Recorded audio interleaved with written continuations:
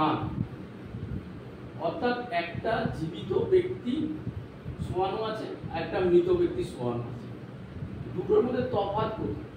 এরও অন্নময় শরীর আছে যে মারা গেছে, আর যে জীবিত আছে তারও অন্নময় শরীর আছে। তাহলে দুটোর মধ্যে তফাৎ হচ্ছে ওর মধ্যে প্রাণবায়ুটা আছে আর এর মধ্যে প্রাণবায়ুটা নেই। সেই অর্থাৎ মৃত আর জীবিত এই দুটোর তফাৎ হচ্ছে একজনের মধ্যে প্রাণবায়ুটা আছে আর একজনের মধ্যে নেই। তাহলে প্রাণবায়ুটা কি জিনিস? মৃত অন্নময় তো দুটোর মধ্যেই আছে শরীরটা, তাহলে প্রাণটা কি? প্রাণটা হচ্ছে বেদান্ত অনুসারে একটা শক্তি, একটা এনার্জি। এই প্রাণবায়ুর আবার 5টা ভাগ আছে, সেই ভাগগুলো আমি পরে বলব।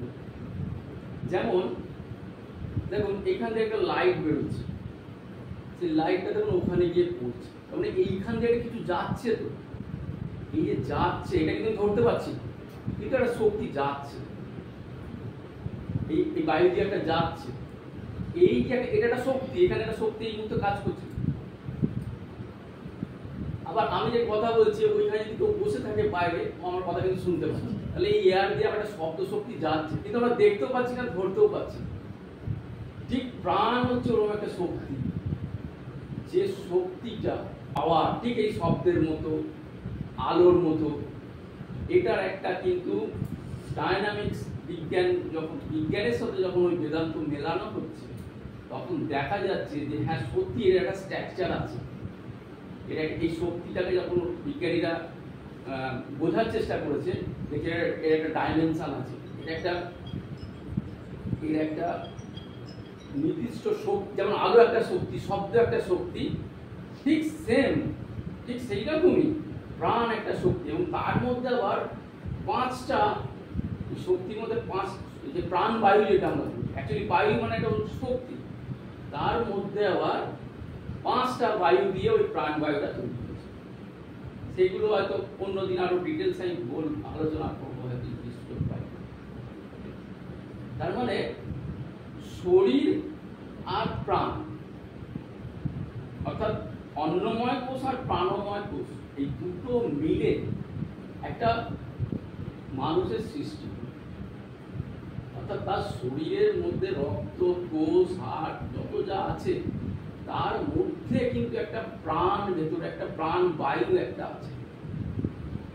সেই প্রাণ বায়ু আর 5 প্রকার, কিন্তু সেটার মধ্যে ঢোকানো আছে জীবিত মানুষ। বেদান্তর মত অনুসারে আবার তৃতীয় যে স্তরটা সেটা হচ্ছে মনোময় কোষ। মনোময়, মন মানে কি? আমরা দেখুন প্রাণ আর শরীর আছে বলে আমরা কিন্তু চিন্তা করতে পারছি, তাহলে এটা একটা আলাদা এনার্জি হবে, এটা একটা আলাদা শক্তি। সেটা প্রাণের সাথে অন্য টাইপের, যেন আলো একটা শক্তি, শব্দ একটা শক্তি, প্রাণ একটা শক্তি। আবার মনের আমরা যে চিন্তা করছি কোনো কিছু নিয়ে, মন দিয়ে একটা কিছু ভাবছি, সেই মন আর একটা শক্তি। অর্থাৎ যেটা বেদান্ত বা বেদের ভাষায় যেটা বলছে মনোময় কোষ, ওই পেঁয়াজের ঠিক 3rd লেয়ার, যেটা তৃতীয় যে লেয়ারটা আছে, 3 নম্বর যে স্তরটা আছে, সেটাকে বলা হচ্ছে মনোময় কোষ। অর্থাৎ মন বলে একটা জিনিস কিন্তু মানুষের আছে।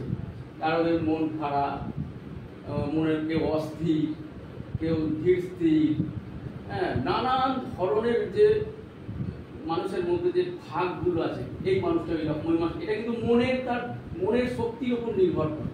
অর্থাৎ একটা মানুষের মন কিরকম, সেটাই একটা মানুষের পরিচয়, সে মানুষটা কিরকম হবে, কি করবে।